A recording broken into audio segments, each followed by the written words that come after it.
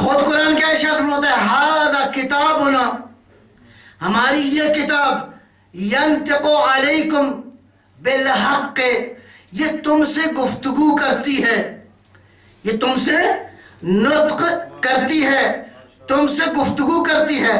تو جو ہم سے گفتگو کی تو ہم اس نتیجے پہ پہنچے، جبکہ قرآن سے اگر اللہ کی حقیقت کو سمجھنا چاہتے ہو، پروردگار کے اوصاف کو سمجھنا چاہتے ہو، یہ آیتیں تو تم نے دیکھ لی، بسم اللہ الرحمن الرحیم، قل هو اللہ احد اللہ الصمد تم نے نہیں پڑھا، لیس کمثلہ شیء تم نے نہیں پڑھا، وہ مثالوں کا خالق ہے، مثال سے اس کے نہ سمجھو، اس کو اگر سمجھنا چاہتے ہو تو لیس کمثلہ شیء، بس اگر سمجھنا چاہتے ہو تو اس کتاب کے توسط سے سمجھو، یہ کتاب تمہیں دعوت دے رہی ہے، ھذا کتابنا ینطق علیکم، یہ تم سے نطق کر رہی ہے کہ آیا یہ کتاب ہر ایک سے گفتگو کرتی ہے؟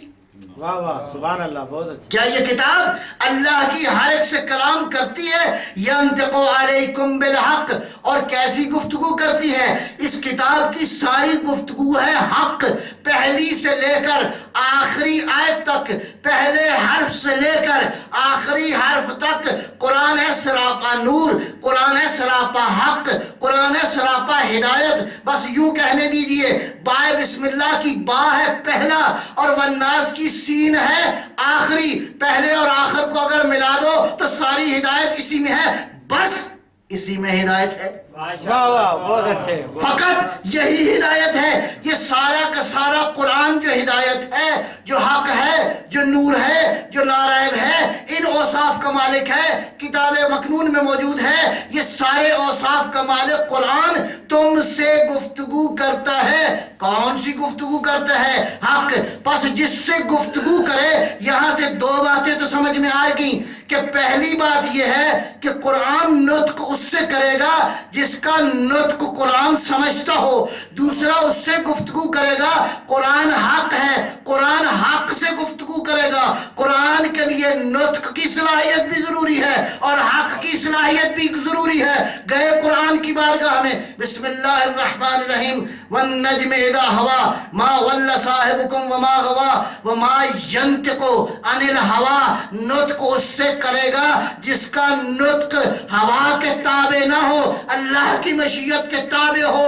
تیری طبیعت چونکہ مشیت کے تابع نہیں ہے، ہوائے نفس کے تابع ہے، اس لیے قرآن سے ہدایت نہ ملی بلکہ گمراہ ہو گیا۔ جس کی طبیعت مشیت کے تابع ہو جائے وہ نطق کی صلاحیت رکھتا ہے قرآن کریم۔ واہ واہ بہت اچھے۔ اشہد محمد آل محمد صلوات اللہم صلی علی محمد۔ اور دوسری صلاحیت کیا تھی؟ الحق، انا ارسلناک بالحق بشیرا ونذیرا، میرا حبیب ہم نے حق بنا کر آپ کو ارسال کیا ہے۔ پس وہ جو پہلا مخاطب تھا، وہ مخاطب اس کا نطق بھی نطق قرآنی ہے، اس کا نطق بھی مشیت کے سانچے میں ڈھلا ہوا ہے، اس کا کلام اللہ کا کلام ہے۔ پس قرآن سے وہی کلام کرے گا جس کا کلام طبیعت کے تابع نہ ہو، مشیت کے تابع ہو۔ جب کلام طبیعت کے تابع نہ رہے، مشیت کے تابع ہو جائے تو یہاں پہ فرق آ جاتا ہے۔ جب طبیعت میں حق رچ بس جائے تو پس پہلا خطاب قرآن جو کر رہا ہے، جو طاقت رکھتا ہے قرآن سے کلام کرنے کی، وہ سینہ مقدس پیغمبر گرامی اسلام صلوات اللہ وسلامہ علیہ ہے۔ پیغمبر کا کلام بھی اللہ کی مشیت کے تابع ہے، پیغمبر کی ذات بھی اللہ کے حق کا مظہر ہے۔ اس کے بعد کون ہے جو کلام کرے گا قرآن سے، جو نطق کرے گا؟ اب میں نے دیکھا مقام غدیر پہ پیغمبر نے جب اعلان کر دیا من کنت مولا ہو فہذا علی مولا، پہلے مرحلے میں پیغمبر کی ولایت کا کلمہ پڑھو، اگلے مرحلے میں جس نے اللہ کے رسول کی ولایت کا کلمہ پڑھا اس کے بعد یہ سلسلہ جاری ہو جاتا ہے۔ من کنت مولا ہو فہذا علی مولا ہو، جس کا میں مولا، جس کا جہاں جہاں میں مولا، کہاں کہاں رسول مولا ہے، پیغمبر کہاں کہاں اس کی رسالت موجود ہے؟ پیغمبر کی رسالت زمان و مکان سے ماورا ہے. چھوٹے کے لیے پیغمبر رسول، بڑے کے لیے پیغمبر رسول، سفر میں پیغمبر رسول، حضر میں پیغمبر رسول، فضاؤں میں پیغمبر رسول، کائنات میں پیغمبر رسول. اس لیے کہ وما ارسلناک الا رحمتا للعالمین. اب سمجھ میں آیا؟ جہاں جہاں رسول کی ولایت ہے وہاں وہاں علی کی ولایت. نعرہ تکبیر، اللہ اکبر. نعرہ رسالت، یا رسول اللہ. نعرہ حیدری، یا محمد و آل محمد صلوات. اللہم صلی علی محمد و آل محمد. بات یہیں تک نہیں ہے، بات آگے ہے. خالی یہ مظہر حق نہیں ہے. پیغمبر نے اس کے بعد یہ اعلان کرنے کے بعد ایک جملہ ارشاد فرمایا، اللہم ادر الحق حیث دار. پروردگار حق کو ادھر موڑ دے جدھر علی مڑتا جائے. حق کو ادھر موڑ دے جدھر علی مڑتا جائے. حق ہے ہمارا امام، ماشاءاللہ، حق ہے ہمارا امام. ہم ہیں حق کے تابع، ہم ہیں حق کے فالوور. لیکن حق جو ہے، اگر حق اور علی کا مقابلہ کرو گے، حق ہمارا امام ہو سکتا ہے، علی کا امام نہیں ہو سکتا. علی حق کا امام ہے. اس لیے کہ جب طبیعت مشیت کے تابع ہو جائے تو اب جب طبیعت مشیت کے تابع ہو جائے، یہ طبیعت چونکہ مشیت کا مظہر ہو گئی ہے، جب طبیعت مشیت کے تابع ہو جائے تو حق امام نہیں ہو جاتا، حق کا امام علی ہوتا ہے. علی حق علی کی اتباع کرتا. صلوات پر محمد و صلی علی محمد و آل محمد. اس کتاب کی ساری کی ساری نورانیت کہاں موجود ہے؟ دو سے سلسلہ چلے گا، کتاب سے اور اس ہادی سے جس ہادی کی طرف اللہ نے اس کتاب کو نازل فرمایا. اس ہادی کے اوصاف کیا ہونے چاہیے؟ بس ورق اٹھا کے دیکھو کہ قرآن کے اوصاف کیا ہیں، قرآن کا وصف کیا ہے. قرآن ہے لکھا ہوا منصوبہ، قرآن ہے بالکل لکھا ہوا منصوبہ. یہ جو علی کہتے تھے کہ پوچھ لو انی عالم من طرق الارض طرق السماء، یا انی عالم من تحت ما تحت العرش ما تحت الثرى. علی جانتے ہیں جو عرش سے نیچے سے لے کر تحت الثرى تک جو موجود ہے، اس لیے کہ وہ سارے کا سارا نورانی علم علی کے سینے میں ہے. اور یہ حدیث بڑی معروف ہے، آپ نے سنی ہوئی ہے کہ علی علیہ السلام نے ارشاد فرمایا، علمنی رسول اللہ الف باب من العلم. اللہ کے رسول نے مجھے 1000 چیپٹر علم کے تعلیم کیے. کتنے باب؟ 1000. اور ہر باب سے میرے لیے 1000 باب علم کا کھل گیا. تو گنتی کریں گے کتنا بنتا ہے؟ ذرا حساب لگائیں کتنا علم بنتا ہے. کوئی حساب نہیں؟ ملین ٹریلین بلین 1 ملین بنے گا. ہاں جی 1 ملین 1 ملین. میرا تو خیال ہے زیادہ ہے. ہاں جی ایک کے ساتھ آپ کیا لگائیں گے؟ 1000 صفر. ایک کے ساتھ کتنے صفر لگائیں گے؟ 1000 صفر. اس لیے کہ ہر باب سے 1000 باب. 1000 ضرب 1000 1000 کتنی بار کہوں؟ 1000 پھر 1000 بار تو کہنا چاہیے نا. اس کا مطلب ہے ایک کے ساتھ 1000 صفر لگاؤ تو اب آپ گنے کتنا ہے؟ ملین بلین تو پیچھے رہ گیا نا. انفینٹی. ٹریلین بھی پیچھے رہ گیا. ٹریلین سے اوپر بھی ہو تو وہ بھی پیچھے رہ گیا. جب ایک کے ساتھ 1000 صفر ہوگا تو کتنا علم ہوگا؟ انفینٹی ہوگا. ہاں جی انفینٹی. اللہ کے رسول نے صلوات پر محمد و آلہ.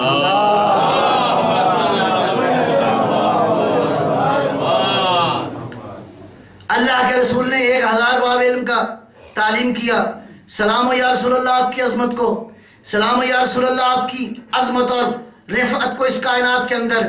ایسے ہی نہیں علی نے کہہ دیا انا عبد من عبید محمد، میں محمد کا ہوں غلام.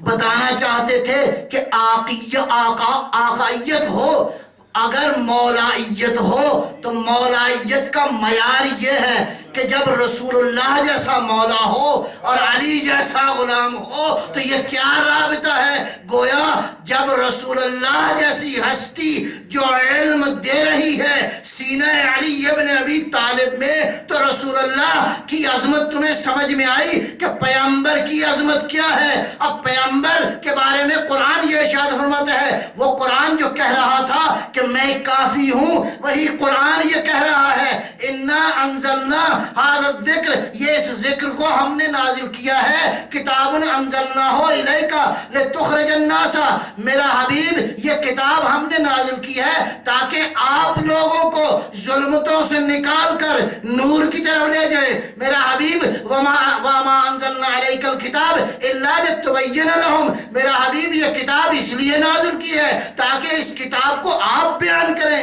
میرا حبیب یہ کتاب اس لیے نازل کیا ہے لِتَحْكُمَ بَيْنَ النَّاسِ، تاکہ آپ لوگوں کے درمیان ہماری حکومت قائم کریں، ہمارے فیصلے کریں۔ یہ میرا حبیب کون ہے؟ یہ ساری کتاب اس کی طرف نازل کی گئی ہے، یتلو علیکم آیاتنا، یہ اس کے ذمہ ہے کہ یہ آیتوں کی تلاوت کرے۔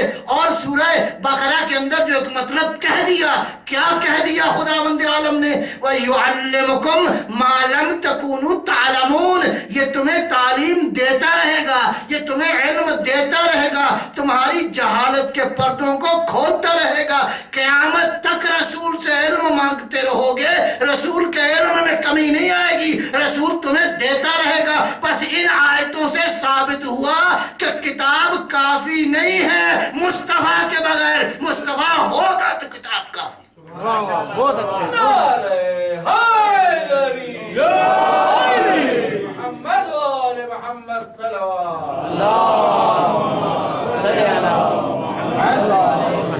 تھوڑا سا کافی بھی سمجھ لیں۔ کافی تو وہ ہوتا ہے جس کے پاس ضرورت نہ رہے، کافی ہے جی، یعنی ابھی ضرورت نہیں ہے۔ تو یہ جو قرآن کہہ رہا تھا میں اللہ کے علم کا خزانہ ہوں، میں اللہ کی ہدایت کا خزانہ ہوں، میں متقین کے لیے ہدایت ہوں، قرآن نے آگے بڑھ کے کہہ دیا کہیں اس گمان میں نہ رہنا کہ مجھے پڑھ کے ساری ہدایت تمہیں سمجھ میں آ جائے گی۔ یہ مصطفیٰ ہے جو میری ہدایت کو کھولے گا، یہ مصطفیٰ ہے جو میری آیتوں کی تلاوت کرے گا، یہ مصطفیٰ ہے جو تمہارے سینوں کو پاک کرے گا۔ معاملہ آگے بڑھا، اللہ نے ارشاد فرمایا سورہ فاطر میں ثم اورثنا الکتاب الذین اصطفینا من عبادنا، پھر ہم نے اپنی اس کتاب کو، الکتاب کو جو سارا علم اس کے اندر موجود ہے، ہم نے اپنے کچھ مصطفیٰ بندوں کو اس کتاب کا وارث بنا دیا۔ پس مصطفیٰ ایک نہیں ہے، کچھ ایسے مصطفیٰ تلاش کرو جو مصطفیٰ کے علم کے وارث ہوں، پس جان نشینی کا مسئلہ بھی حل ہو گیا۔ جان نشین وہی ہوگا جو پیغمبر کے، جو مصطفیٰ کے علم کا وارث ہوگا، جو مصطفیٰ کی سیرت کا وارث ہوگا، جو مصطفیٰ کی شخصیت کا وارث ہوگا۔ اسی لیے تو ایک بزرگ نے یہ کہہ دیا، حضرت عمر نے یہ کہا، 70 بار تاریخ میں موجود ہے کہ کہا لولا علی لہلک عمر، اگر علی نہ ہوتے تو عمر ہلاک ہو جاتے۔ یہ حضرت عمر نے خود اقرار کیا۔ پس حضرت عمر بتانا چاہتے ہیں اس امت کو، دیکھو کتاب کافی نہیں ہے علی کے بغیر۔ واہ واہ، بہت اچھے۔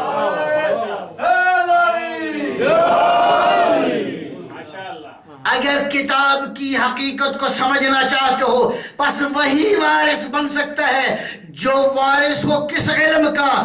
1000 باب میں سے، ہر باب میں سے 1000 علم باب کے کھلے ہوں، بس ادھر آپ نے ادھر کلک کیا، ادھر ایک دروازہ کھل گیا، اس دروازے میں علوم ہیں، بہرے بیکراں ہیں، لیکن عقل چاہیے استفادے کے لیے۔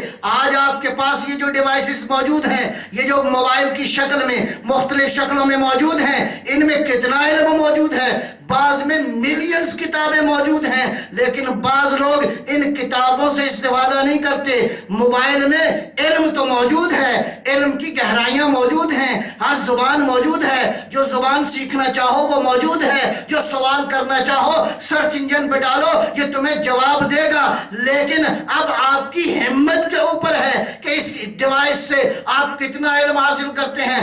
بعض لوگ یہ ڈیوائس خرید تو لیتے ہیں لیکن استفادہ کیا کرتے ہیں؟ خالی کارٹون دیکھتے ہیں, خالی چھوٹی چھوٹی چیزیں پوچھتے ہیں. اس زمانے میں بھی یہی حالت تھا. علی فرما رہے تھے کائنات کی باتیں پوچھتے تھے یا علی میرے سر کے بال کتنے نعرہ محمد آل محمد صلوات. بہت خوب قبلہ. واہ واہ ماشاءاللہ. بعض لوگ علم تو ہے فائدہ کرنے کی جسارت نہیں. صلاحیت نہیں رکھتے, اس کے لیے عقل چاہیے اور اللہ نے دی ہے انشاءاللہ. اور علی والوں کو کے پاس ہونی بھی چاہیے, اس لیے کہ علی تو منبع عقل ہے. علی تو منبع عقل ہے, اس لیے اس نبی کا جان نشین ہے جس نبی کو عقل اول کہتے ہیں. اور بس بات تھوڑی سی اب میں سمیٹتا ہوں, چونکہ وقت کے دامن میں مزید گنجائش نہیں. انشاءاللہ آئندہ نشستوں میں اس موضوع پہ گفتگو ہوگی کہ دیکھیں پیغمبر کے بغیر کتاب کافی نہیں ہے, اور اس کے بعد بھی ایسا ہی ہے کہ جب تک یہ کتاب ہے پیغمبر کا وجود. اب میں ایک بات کہہ کے تو بات کو سمیٹتا ہوں کہ یہ جو عالم جس میں اور آپ رہتے ہیں, یہ دنیا, یہ والی دنیا, یہ زمین جو ہے, اس کو ابھی محققین یہ کہتے ہیں یہ 3 ڈائمنشنل دنیا ہے. 3 جہتیں ہیں اس کی, اونچائی, لمبائی اور چوڑائی, بس. چوتھی ابھی تصور ہے, ہو نہیں سکتا. اور یہ جو دنیا ہے, اس دنیا کا علم اس دنیا کے مقابلے میں تھوڑا ہے. کون سی دنیا؟ جو 3 سے جس کی جہتیں بڑھ جائیں, 4 ہو جائیں. ابھی 3 والی سمجھ میں نہیں آ رہی. آئیے سمجھ نہیں آئی نا. بہت سارے راز ہیں جو ابھی باقی ہیں, زمین کی بہت ساری حقیقتیں جو ابھی جاننے والی ہیں. زمین کے اندر بہت ساری حقیقتیں ہیں, فضاؤں میں بہت ساری حقیقتیں ہیں, پرندوں میں بہت ساری حقیقتیں ہیں, درختوں میں بہت ساری حقیقتیں ہیں, سمندر کے اندر مخلوقات میں بہت ساری حقیقتیں ہیں, اور تو اور انسانی وجود میں بہت ساری حقیقتیں ہیں جو ابھی منکشف نہیں ہوئی. یہ کس عالم کی بات ہو رہی ہے جس کی ڈائمنشن کتنی ہے؟ ٹوٹل 3. اور اگر 4 ہو جائیں تو سمجھ میں آئے گا؟ بالکل نہیں آئے گا نا. اور اگر 5 ہو جائیں, ساتھ ہی ہے نا میرے آپ, اب تھوڑا سا ذرا ساتھ چلیں, تھوڑا سا. اگر یہی جہتیں کتنی ہو جائیں 6, تو عالم کتنا ہو جائے گا؟ پیچیدہ. قرآن کیا کہتا ہے؟ اس کائنات میں جس عالم میں ہم رہتے ہیں یہ ہے ٹوٹل 3 جہتوں والا عالم. اس سے بالا چلے جاؤ گے تو یہ ملٹی ڈائمنشنل عالم ہے. کائنات میں اگر سفر جیسے جیسے کرنا شروع کرو گے تو 4 جہتیں ہیں, 5 ہیں, 6 ہیں, 7 ہیں, لامتناہی جہتیں ہیں, لامتناہی جہتیں اس کائنات میں, یہ کائنات سے بالا تر ہیں. قرآن اب ارشاد کیا فرما رہا ہے؟ وَمَا أُوتِيتُم مِّنَ الْعِلْمِ إِلَّا قَلِيلًا. انسانوں ذرا ہوش میں رہنا, انسانوں ذرا غور میں رہنا, انسانوں اپنی غفلت کا شکار نہ ہونا, اپنے آپ کو سمجھنے کی کوشش کرنا. یہ جو علم تمہیں دیا ہے یہ علم قلیل ہے, اس لیے کہ یہ 3 جہتوں والا علم ہے. جو اس سے بالا تر علم ہے وہ ہے 4, اور اس سے بالا تر 1000 جہتوں والا علم. اب جو قرآن کے پاس علم ہے وہ علم قلیل نہیں ہے, علم کثیر ہے. اللہ نے جس کو قرآن دے دیا علم قلیل نہیں دیا بلکہ علم کثیر دے دیا. ایسے ہی نہیں کہہ رہے تھے کہ کائنات کے راز ہم بہتر جانتے ہیں. اب کائنات کا راز بہتر اس لیے جانتا ہے کہ اس کے پاس وہ علم ہے جو علم قلیل نہیں ہے, علم کثیر کا مالک ہے. قرآن جہاں جہاں ہوگا علی ابن ابی طالب وہاں موجود. حیدری محمد وآل محمد صلوات. صلی اللہ محمد والے. اور فرزند امیر المومنین جب ظہور کرے گا, اللہم صلی اللہ علیہ وسلم, جب آئے گا مہدی منبر کوفہ میں بیٹھ کے اپنے دادا کی سیٹ پہ, اپنے بابا کی سیٹ پہ بیٹھ کے کہے گا سلونی سلونی قبل ان تفقدونی. پوچھ لو مجھ سے, کل میرے جد نے کہا تھا, آج میں کہہ رہا ہوں, اس لیے کہ میں علم قلیل کا وارث نہیں ہوں، میں علم کثیر کا وارث ہوں۔ اور مہدی پتہ ہے کتنا علم دیں گے لوگوں کو؟ اپنی تھوڑا سا نا وہ کیپیسٹی کو بڑھانے کی ضرورت ہے، تھوڑی سی اپنی کیپیبلٹی کو بڑھانے کی ضرورت ہے، تھوڑا سا ڈیٹا جس میں زیادہ آ سکتا ہو۔ اب میں ایک حدیث سنا کے تو آج کی بات یہاں پہ مکمل انشاءاللہ۔ اور وہ حدیث کیا ہے؟ مہدی جب آئیں گے تو یہ ساری کی ساری ٹیکنالوجی ختم ہو جائے گی، ایسا ہی نا؟ یہی سنا ہے نا؟ بے شک اب میرا خیال ہے ختم نہیں ہوگی، شرمندہ ہو جائے گی۔ صلوات پر محمد و آل محمد۔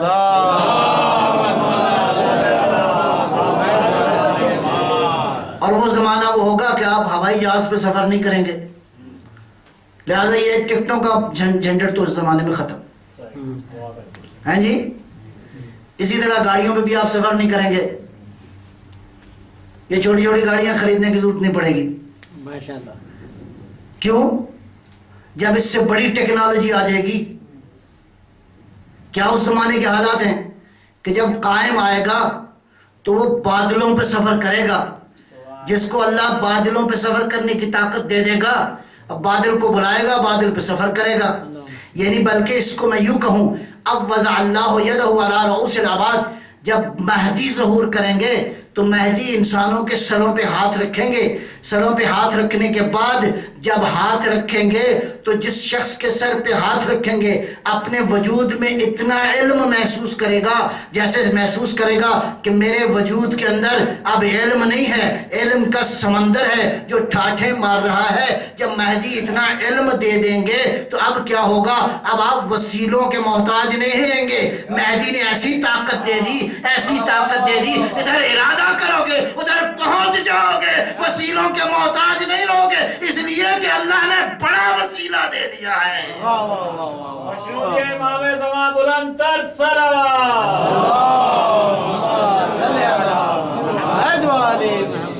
اور یہ جو علم آ جائے گا، مہدی جو سر پہ ہاتھ رکھیں گے دیکھیں گے کہ سائل کیسا ہے، دیکھیں گے آدمی کیسا ہے، اندر گنجائش کتنی ہے، کتنے ڈیٹے کی گنجائش ہے، 1 GB ہے، 2 GB ہے، بس جتنی گنجائش ہوگی سر اطہر رکھیں گے، سر کے اوپر دست مبارک رکھیں گے، سر کے اوپر اپنے ید اللہی ہاتھ سے امام ڈیٹا کو ٹرانسفر کر دیں گے، جس کا ظرف جتنا ہوگا۔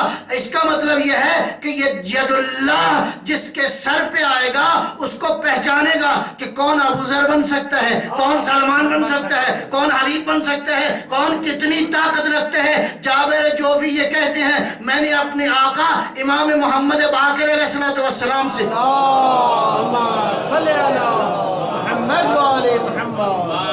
25,000 احادیث میرے سینے میں میرے آقا سے محفوظ ہیں اور میں نے ساری بیان نہیں کہیں۔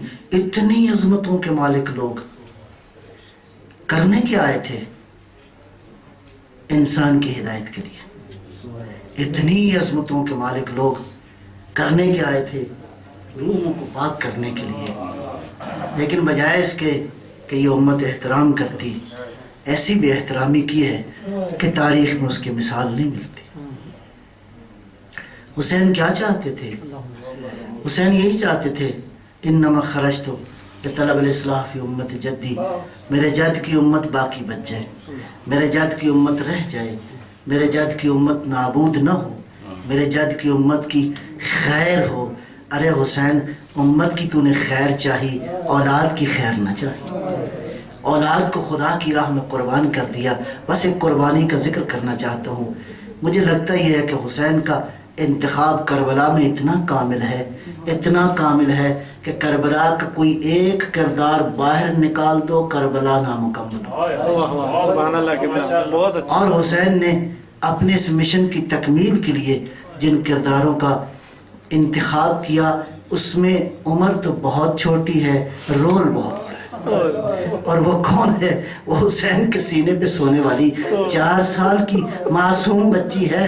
یہ اس بچی کا صبر اتنا زیادہ تھا، خدا کی قسم اس سکینہ کا کوئی بدل نہیں لا سکتا. عزیزو، کتنی چھوٹی عمر میں کتنے مصائب تھے، کتنی مشکلات تھی. سلام و آقا حسین تجھ پہ بھی، اور سکینہ تیری عظمتوں کو سلام. تماچے کھائے، دامن جلا، مصیبتیں سہی، تازیانے کھائے، ایک لفظ اف کا نہیں کہا. پروردگار تیرا دین بچ جائے، سکینہ نابود ہوتی ہے ہو جائے. آخری شخص، آخری فرد جس نے کربلا میں حسین سے رخصت کیا ہے وہ کون ہے؟ حسین کی یہی چھوٹی معصوم کہ امام جب رخصت ہو کے نکلے ہیں، خیموں سے باہر نکلے، راہوار سے کہا چلو میرے راہوار میدان کی طرف. اب معرکے کا آغاز ہوا چاہتا ہے کہ یہاں تک کہ اس ذوالجنا نے چلنے سے انکار کر دیا.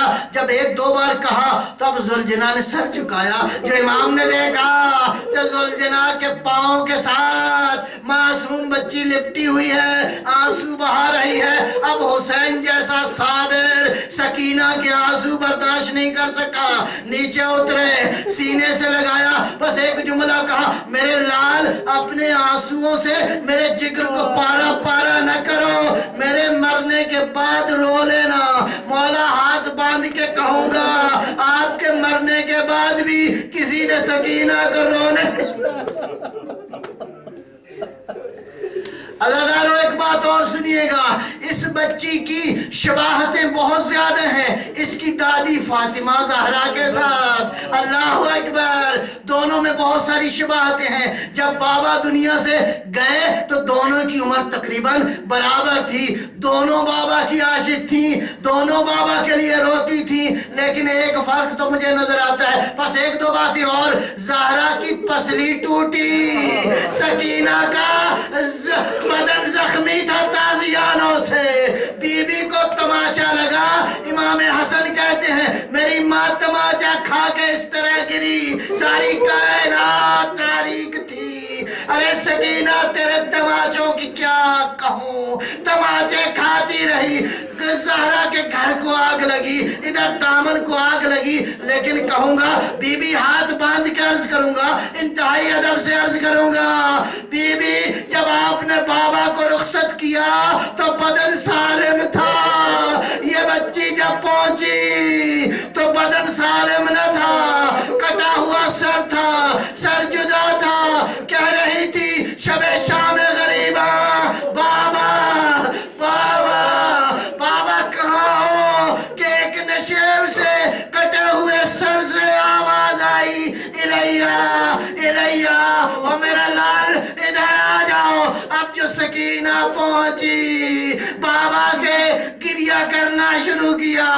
ظالموں نے، ایک مقاتل نے واقعہ لکھا ہے، اب ہونا تو یہ چاہیے تھا عام مسلمان کو بھی جب آپ تسلی دینے جاتے ہیں، کوئی ظالم بھی ہو، کوئی آپ کا دشمن بھی ہو، تو آپ جا کے کہتے ہیں ارے بھائی بڑا افسوس ہوا، ارے فرزند پیغمبر قتل ہو گئے. چھوٹی سی معصوم بچی بابا کے کٹے ہوئے گلے کے پاس رو رہی تھی کہ اتنے میں مقاتل نے لکھا ہے ایک ظالم آیا، اس نے یہ نہیں کہا سکینہ علیحدہ ہو جاؤ، بس میں کیا ترجمہ کروں، اس نے چوٹیوں میں ہاتھ ڈالا، اتجروہا، بچی کو بدن سے جدا کیا.